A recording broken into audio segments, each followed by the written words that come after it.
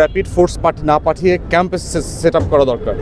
Camp set up করলে যেটা হবে, নির্বাচনের আগে এবং পরবর্তীতে আইনশৃঙ্খলা নষ্ট হবার যে সম্ভাবনাটা থাকে সেইটা অ্যাড্রেস করাটা অনেক সহজ হবে। প্রত্যেকটা আসনে আমরা দেখতে পাচ্ছি 50 থেকে 100 দুষ্ট লোক আছে, যারাই মেনলি ঘোরায় ফিরায়, আপনার ভোটারদেরকে ভয় দেখায়, অস্ত্র গোলাবারুদ বোমা কেনার বেচাকেচি করতেছে, কালো টাকা বিতরণ করতেছে, সেন্টার দখল, ভোট জালিয়াতি এগুলোর প্ল্যান করতেছে। প্রথম হচ্ছে যে আপনার নির্বাচনী সংখ্যা প্রার্থীর জন্য যতটুকু না আছে তার থেকে ভোটারদের জন্য অনেক বেশি।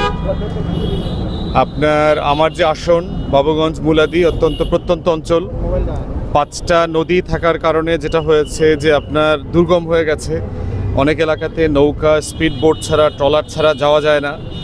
তো সেখানে আপনার প্রান্তিক জনগোষ্ঠীর জন্য, ভোটারদের জন্য নিরাপত্তাটা খুব বড় ইস্যু। আর পুরাতন বড় রাজনৈতিক দলগুলোর একটা মাফিয়া চক্র আছে প্রত্যেকটা জায়গাতে। এই মাফিয়া চক্র যেটা করে সেটা হচ্ছে যে সেন্টার দখল করা এবং সেন্টার কেন্দ্রিক ভোটারদেরকে ভয়ভীতি দেখানোর যে কালচার আমাদের আছে সেইটা চলমান আছে।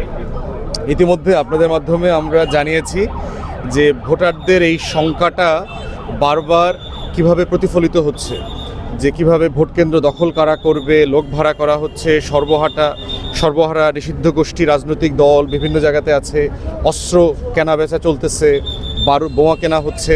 এবং এই কথাগুলো আমরা যখন বলেছি অনেকে এগুলো নিয়ে হাসাহাসি করেছেন, কিন্তু সম্প্রতি আপনারা দেখেছেন মুলাদি উপজেলার বিভিন্ন জায়গাতে কিন্তু ইতিমধ্যে রেড দিয়ে অস্ত্র, গোলাবারুদ, রামদা বিভিন্ন জিনিস কিন্তু ধরা হয়েছে অলরেডি। ওদের স্বপ্ন পূরণে পাশে থাকতে পেরে আমরা গর্বিত। তো সেই জিনিসটা আরও বেশি পরিমাণে করা দরকার, কারণ এটা শুধু এক জায়গায় না, দুর্গম হওয়ার কারণে এই ভীতিটা, বাস্তবতাটা অনেক বেশি।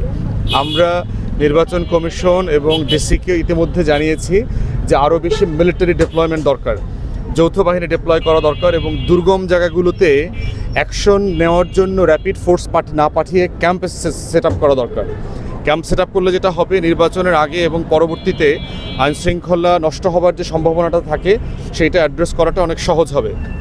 দ্বিতীয়ত যেটা বলেছি সেটা হচ্ছে প্রত্যেকটা আসনে আমরা দেখতে পাচ্ছি 50 থেকে 100 দুষ্ট লোক আছে, যারাই মেনলি ঘোরায় ফিরায়, আপনার ভোটারদেরকে ভয় দেখায়, অস্ত্র গোলাবারুদ বোমা কেনার বেচাকেচি করতেছে, কালো টাকা বিতরণ করতেছে, সেন্টার দখল, ভোট জালিয়াতি এগুলোর প্ল্যান করতেছে। বিশেষ ক্ষমতা আইনে প্রত্যেকটা আসন ধরে যদি 50-100টা লোককে গ্রেফতার করে ফেলা যায় তাহলে কিন্তু আপনার এই শৃঙ্খলাটা চলে আসবে, ভোটারদের ভিতরে এই আশঙ্কাটা কমে যাবে যে আসলে ভোট কেন্দ্রে নিরাপদে শান্তিতে যাওয়া যাবে, ফিরে আসা যাবে। এর বাইরে আছে মিথ্যা হয়রানিমূলক মামলা।